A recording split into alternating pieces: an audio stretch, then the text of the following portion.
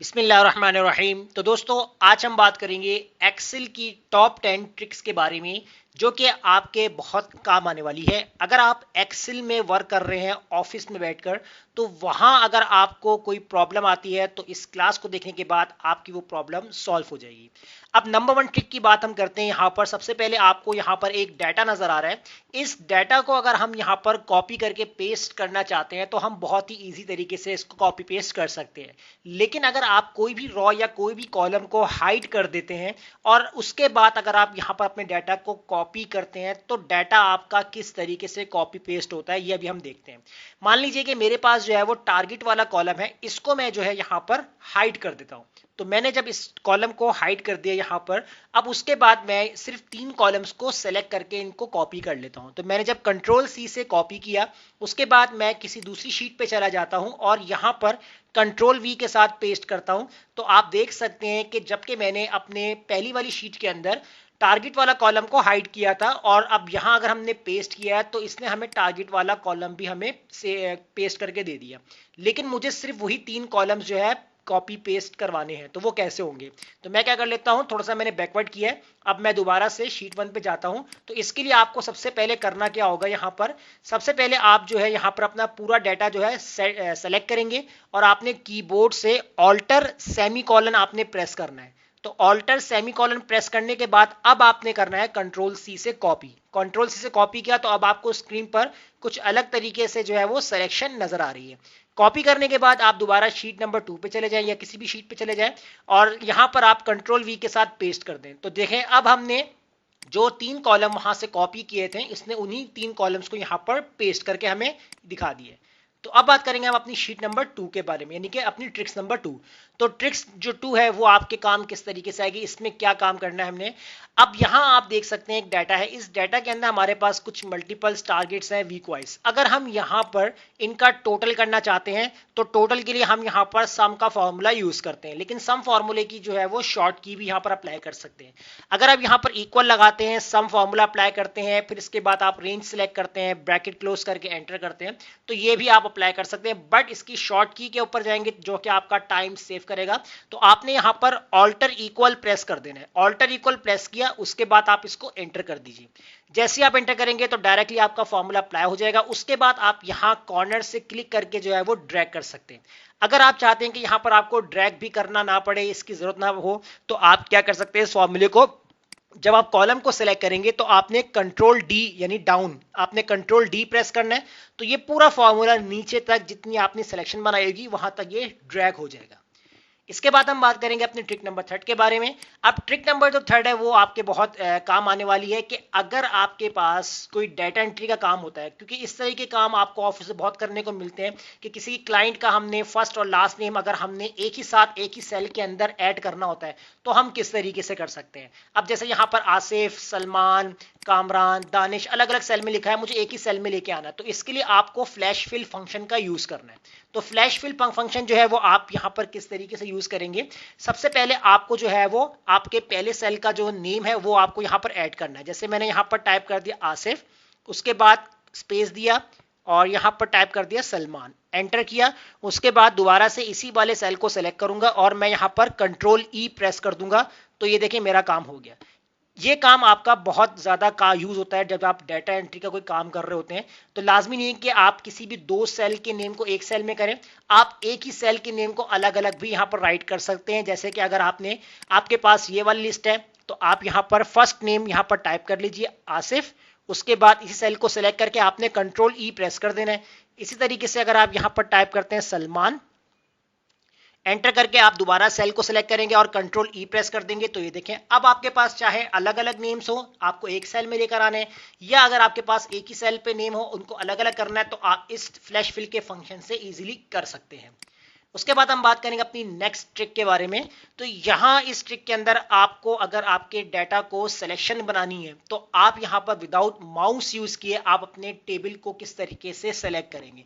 अब मान लीजिए कि अगर आपको यहां पर नंबर 3 से जो है वो लास्ट तक जो है डाटा सेलेक्ट करना है, तो अगर आप माउस से सिलेक्शन बनाएंगे तो अभी तो डाटा आपके पास शॉर्ट है क्योंकि इजीली आप इसको सेलेक्ट कर सकते हैं। लेकिन जब डाटा बहुत ज्यादा होता है 500, 1000 या 5000, तो तब अगर आप माउस को ड्रैग करते हुए नीचे लाएंगे तो स्क्रॉल बार से नीचे होने में टाइम लगेगा। तो इसकी शॉर्ट की क्या होती है, आपने कंट्रोल शिफ्ट को होल्ड करके रखना है, इसके बाद एरो कीवर्ड होते हैं आपके पास कीबोर्ड में, डाउन अप लेफ्ट राइट। तो आप अगर राइट साइड की तरफ जाना चाहते हैं तो कंट्रोल शिफ्ट होल्ड करके रखें, राइट साइड बटन दबाएंगे, जितना डाटा होगा जितनी रो वाइज सेलेक्ट हो जाएगा। अब कॉलम वाइज करना है आपको नीचे, तो आपने कंट्रोल शिफ्ट के साथ डाउन एरो प्रेस कर लेना है। तो ये देखें एक ही बारी में क्या हुआ, इसने पूरा डाटा जो है वो आपको सेलेक्ट करके दे दिया।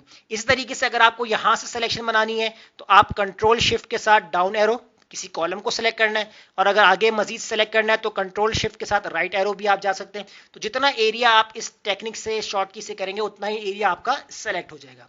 इसके बाद हम बात करेंगे अपनी नेक्स्ट ट्रिक के बारे में कि जिस तरीके से आपको यहाँ पर जो है डिफरेंट शीट्स नजर आ रही हैं, शीट 1 शीट 2, तो अगर आप यहाँ पर क्लिक करके किसी भी शीट के ऊपर मूव कर सकते हैं। इसके अलावा अगर आप चाहते हैं कि आप कीबोर्ड की मदद से जो है वो शीट की मूवमेंट की तरफ जाए, तो आपने कंट्रोल होल्ड करके रखना है और कीबोर्ड में आपके पास पेज अप और पेज डाउन का बटन है, उसको आपने यूज करना है। अगर मैं कंट्रोल के साथ पेज अप करता हूं तो मैं बैकवर्ड की तरफ जा रहा हूं, शीट यानी मेरी बैकवर्ड की तरफ जा रही है।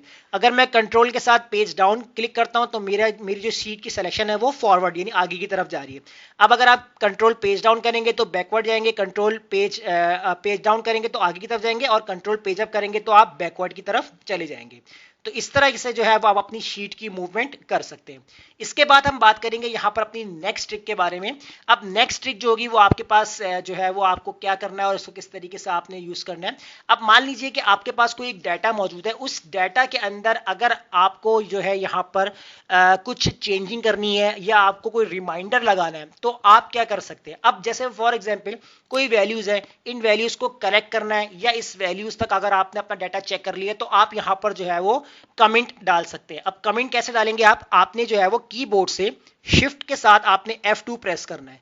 तो शिफ्ट के साथ जैसे आप F2 प्रेस करेंगे तो आपके पास एक कमेंट का पॉपअप आ जाएगा। उसके बाद आप यहां पर कुछ भी टाइप कर सकते हैं, जैसे मैंने यहां पर टाइप कर दिया चेंज वैल्यू, और उसके बाद जब हम इसको एंटर कर देंगे तो जितना कुछ नीचे लिखना है आप इसको लिख सकते हैं। इसके बाद अगर आपको किसी और सेल के ऊपर चेंज करना है तो आप शिफ्ट के साथ F2 प्रेस करेंगे, कमेंट बॉक्स ओपन हो जाएगा, और इसके बाद अगर हम यहां पर टाइप कर सकते करेक्ट द स्पेल, तो ये हम एज अ रिमाइंडर बना सकते हैं यहाँ पर।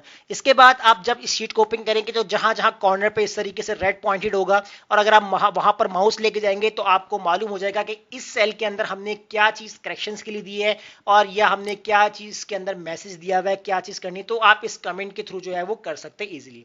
अब बात करेंगे हम अपनी नेक्स्ट ट्रिक के बारे में। अब नेक्स्ट ट्रिक के अंदर देखें, अगर आप कोई भी फॉर्मूला यूज कर लेते हैं किसी भी सेल के अंदर तो आपको क्या करना होता है कि उस सेल को चेंज करना होता है, उस सेल की वैल्यूज को आपको चेंज करना होता है। तो आप यहां पर क्या कर सकते हैं, अब जैसे मान लीजिए कि जैसे मेरे पास एक नेम का कॉलम है, अब यहां पर कोई स्पेलिंग है कामरान। अब कामरान के जो लास्ट अल्फाबेट्स है उसमें एन जो है मिसिंग है। अगर मैं यहां पर टाइप करता हूं दोबारा से तो देखिए मेरा जो है वो पूरा अल्फाबेट यानी पूरा नेम था वो यहां से डिलीट हो गया। तो हम ये चीज बहुत मिस्टेक करते हैं कि अगर किसी सेल के ऊपर फॉर्मूला लगा होता है, हम यहाँ पर कोई भी कीबोर्ड से बटन प्रेस करते हैं तो आपका पूरा फॉर्मूला या आपकी पूरी वैल्यूज जो है वो अरेज हो जाती है। तो इसके लिए आपको करना क्या होता है, अब जैसे मुझे यहाँ पर एन प्रेस करना है तो मैं यहाँ पर जो है वो F2 जो है यहाँ पर प्रेस करूंगा। तो मैंने यहाँ पर F2 प्रेस किया, जैसे मैंने यहां पर F2 प्रेस किया तो मेरा वो सेल जो है वो एडिट हो जाएगा। अब मैं यहां पर एन टाइप करके इसको एंटर कर सकता हूं। इसी तरीके से अगर आप यहां पर एक फॉर्मूला अप्लाई करते हैं, जैसे मैं यहां पर सम का फॉर्मूला अप्लाई करता हूं, अब इस फॉर्मूले को चेंज करना है या इस फॉर्मूले के अंदर एडिशंस करनी है तो आपने यहां पर जो है वो कीबोर्ड से F2 प्रेस करना है। जैसे F2 प्रेस करेंगे तो आपका जो सेल होगा वो एडिटेबल बन जाएगा, यानी इसके अंदर अगर आपको कोई चेंजिंग करनी है तो वो आप इजिली कर सकते हैं। इसके बाद हम बात करेंगे अपनी नेक्स्ट ट्रिक के बारे में। अब देखिए नेक्स्ट ट्रिक हमारी जो है इसमें मैंने कुछ अल्फाबेट्स कुछ वर्ड्स टाइप किए हुए हैं। तो एमएस वर्ड के अंदर होता क्या है कि जब हम कोई भी अल्फाबेट्स या वर्ड टाइप करते हैं, अगर हमारी स्पेलिंग मिस्टेक होती है तो वो हमें डायरेक्टली करेक्शंस या अंडरलाइन करके हमें हाईलाइट करके दे देता है। लेकिन एक्सेल के अंदर ऐसा नहीं होता कि वो आपको हाईलाइट करके दे। लेकिन अगर आप कोई भी स्पेलिंग लिखते हैं, जैसे मैंने यहाँ पर डिपार्टमेंट की स्पेलिंग गलत लिखी हुई है और इसके अलावा इंक्रीज की स्पेलिंग गलत लिखी हुई है, अब अगर हम इसको चेक करना चाहते हैं कि हमारी स्पेलिंग सही है या नहीं है तो आपको क्या करना है कि सेल की सिलेक्शन बना लेंगे और उसके बाद जो है आपने जो है वो कीबोर्ड से F7 आपने प्रेस करना है। तो जैसे ही आप F7 प्रेस करेंगे तो यहाँ पर आपके पास जो है वो स्पेलिंग करेक्शंस का जो है वो एक फंक्शन ओपन हो जाएगा। उसके बाद सबसे पहले आपसे पूछ रहा है डिपार्टमेंट, आपने लिखी हुई है MANT, थोड़ा सा मैं इसको जूम कर लेता हूं, और स्पेलिंग हमारी क्या आ रही है, क्या सही होनी चाहिए, MENT होनी चाहिए। तो मैं यहां पर क्या करूंगा, इसको कर दूंगा चेंज। जैसे ही मैं चेंज कर दूंगा, अब नेक्स्ट स्पेलिंग बता रहा है इंक्रीज की स्पेलिंग हमने गलत लिखी है, हमें क्या सजेस्ट कर रहा है, इंक्रीज में आखिर में हमने ई नहीं लगाया। तो इस तरह हम इसको भी चेंज करना चाहते हैं तो हम इसको भी चेंज कर देंगे। तो जैसे हम चेंज कर देंगे तो तमाम स्पेलिंग यहाँ हमें बता दिए मैसेज करके कि spell check complete, you are good to go. तो इसको ओके कर देंगे। तो इससे हम अपने जो है वो एक्सेल के जितने भी अल्फाबेट्स अगर हमने टाइप किए होंगे जहां हमें स्पेलिंग की जो है प्रॉब्लम्स आ रही होंगी तो हम इजीली जो है यहाँ से सेट कर सकते हैं।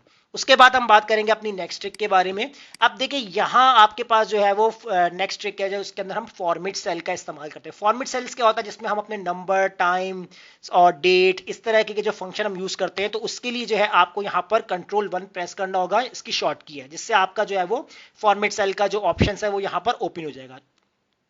तो यहां मैं जैसे Ctrl+1 प्रेस किया तो ये फॉर्मेट सेल्स के ऑप्शन है कि अगर आपको नंबर्स, करेंसी, अकाउंटिंग जो भी चेंज आपको यहां से करना है वो इजीली कर सकते हैं। जैसे अगर आपको यहां पर वैल्यूज को सिलेक्ट किया, आपने Ctrl+1 प्रेस किया, उसके बाद नंबर्स अगर आपको चेंज करना है, पॉइंट में चाहिए, डेसिमल प्लेस चाहिए, एक चाहिए, दो चाहिए, वो आप यहाँ चेंज कर सकते हैं और इसको ओके कर देंगे तो ये एक नंबर फॉर्मेट के अंदर कन्वर्ट हो जाएंगे। इस तरह अगर आपको जैसे मैंने यहाँ पर टाइप किया 2/8/2024, अब इसका डेट फॉर्मेट चेंज करना है तो आपने Ctrl+1 प्रेस किया और इसके बाद यहाँ से जो है अगर आप जनरल पे होंगे डेट वाले ऑप्शंस पे आएंगे, जो डेट आपको जिस फॉर्मेट पे चाहिए आप सिलेक्ट करके जो है वो इस तरीके से अप्लाई कर सकते हैं। जैसे यहाँ पर आ गया 2 अगस्त 2024 आ गया। इस तरीके से अगर हम बात करते हैं अपनी जो है वो लास्ट ट्रिक के बारे में, तो लास्ट ट्रिक के अंदर आप जो है एक फॉर्मूला जो भी अप्लाई करते हैं, सम का, माइनस का, या इसके अलावा सब्ट्रैक्ट, मल्टीप्लाई, डिवाइड, एवरेज होगा, जो भी फॉर्मूला, अगर आप एक ही फॉर्मूले को मल्टीपल सेल के अंदर अप्लाई करना चाहते हैं वो भी वन टाइम, तो आप किस तरीके से कर सकते हैं। अब मान लीजिए कि मुझे इन तमाम रेंज का जो है मुझे एवरेज निकालना है, तो मैं पहले क्या करूंगा, इस पूरी रेंज को सेलेक्ट कर लूंगा, उसके बाद मैं यहाँ पर इक्वल लगाऊंगा और एवरेज का फॉर्मूला जो है टाइप करूंगा, एवरेज का फॉर्मूला लिखूंगा, नंबर 1 वैल्यूज के अंदर मैं ये पूरी रेंज को सेलेक्ट कर लूंगा, उसके बाद ब्रैकेट क्लोज कर दूंगा। अब मुझे यहां पर जो है सिंपल एंटर नहीं करना, मुझे यहां पर कंट्रोल के साथ एंटर करना है। तो मैं कंट्रोल को होल्ड करके रखूंगा और एंटर प्रेस कर दूंगा। तो जैसे ही प्रेस करूंगा तो एक ही बारी में ये पूरे जो सेल्स को जो मैंने सिलेक्शन बनाई थी इन सब के ऊपर जो है वो एवरेज का फॉर्मूला अप्लाई हो गया है। तो इस तरीके से जो है वो आप इस फॉर्मूले को यूज कर सकते हैं, जो कि मैंने आज की क्लास में बताया कि ये तमाम ट्रिक्स जो है वो आपके बहुत काम आने वाली है। तो उम्मीद करता हूं आज का टॉपिक आपको जरूर समझ में आ गया होगा। वीडियो अच्छी लगी लाइक कीजिए, फ्रेंड्स में शेयर कीजिए और हमारे चैनल को सब्सक्राइब करना मत भूलिएगा। मिलते हैं नेक्स्ट वीडियो में, शुक्रिया।